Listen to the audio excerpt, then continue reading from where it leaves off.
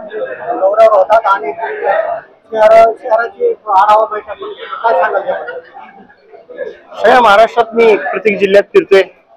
आमचे नेते आदरणीय अजितदादा पवार यांनी मला आदेश दिलेत की प्रत्येक जिल्ह्यात जा, अल्पसंख्याकांच्यात बसा, उठा, त्यांच्या काय समस्या आहेत, काय विचार आहेत, काय मंथन चाललेलं आहे ते बघा, तिथे स्थानिक काय विषय असतील तर ते कसे हाताळायचे ते बघा आणि याचा एक पूर्ण आराखडा तयार करून आपण यावं. आणि आमच्या कार्यकर्त्यांनी या 2 वर्षाच्या काळात अल्पसंख्याकांच्या कार्यकर्त्यांनी विशेषतः काय कार्यवाही केली, काय कामकाजात भाग घेतला, किती काम केलं, पक्षाची वाढ कशी झाली, हे थोडंसं आढावा घेऊन या असा आदेश दिल्यामुळे मी ह्या दौऱ्यावर आहे. आज औरंगाबाद इथं आलो तर मला फार चांगला या ठिकाणी उत्स्फूर्त प्रतिसाद पक्षाला मिळतोय. अनेक अल्पसंख्याकांमधले तरुण युवक त्या ठिकाणी अजितदादांच्या नेतृत्वाकडे आकर्षित झालेले आहेत आणि अनेक जणांनी आज पक्षप्रवेश आपल्या समोर केला. अजून पक्षप्रवेश करण्याच्या मानसिकतेत आहेत. मी पुढच्या दौऱ्यात येईन त्यावेळेला त्यांचाही पक्षप्रवेश त्या ठिकाणी पूर्ण होईल. महिला सुद्धा आता पुढे येत आहेत आमच्याकडं अल्पसंख्याक विभागात, की अजितदादा एक चांगला नेता आहे जो अल्पसंख्याकांसाठी फार भरीव काम करतो किंवा मदत करतो. कायम अल्पसंख्याकांच्या बाजूने त्यांचा हक्क देण्याच्या दृष्टिकोनातून दादा कायम प्रयत्नशील असतात.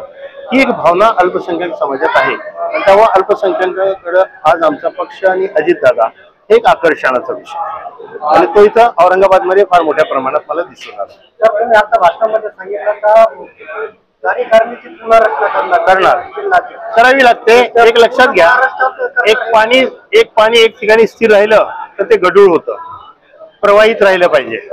म्हणून जे काम करतायत त्यांना आपण पुन्हा संधी देतोय आणि जे काही कामच करत नाहीत, नुसतं पद घेऊन बसलेत, प्रत्येक पक्षात आहे, माझ्याच पक्षात नाही, सगळ्या पक्षात अशी परिस्थिती असते की अनेक जण पद घेतात, कामात कुठे दिसत नाहीत. मग ते कामात न दिसणाऱ्यांच्या पेक्षा काही काम करायला उत्सुक असणारे नवीन लोक आहेत त्यांनाही संधी द्यावी लागते. म्हणून थोडस फेरबदल करावे लागत असतात.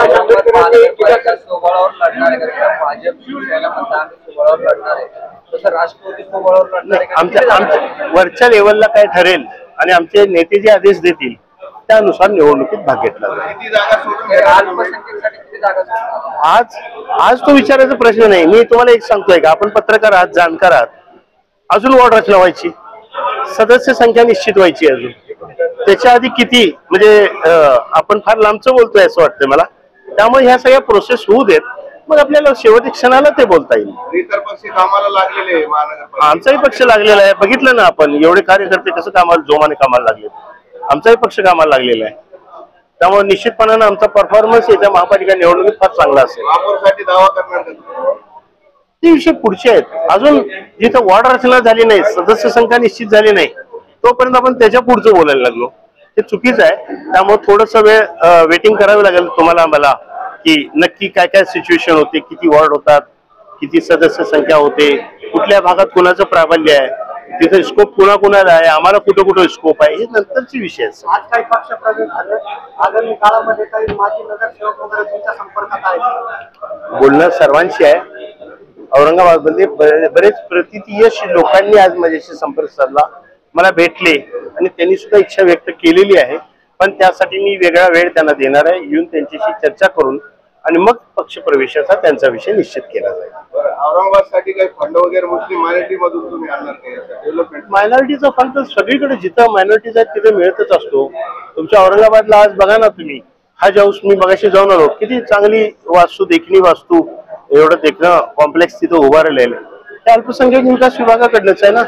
अशी अल्पसंख्याक विकास विभागाकडनं काहीही मागू देत अल्पसंख्याक लोक, त्यांची गरज पूर्ण करण्यासाठी म्हणून त्यांना निधी कुठेही कमी पडला जाणार, याची दक्षता निश्चितपणानं आमच्या पक्षाने घेतलेली आहे.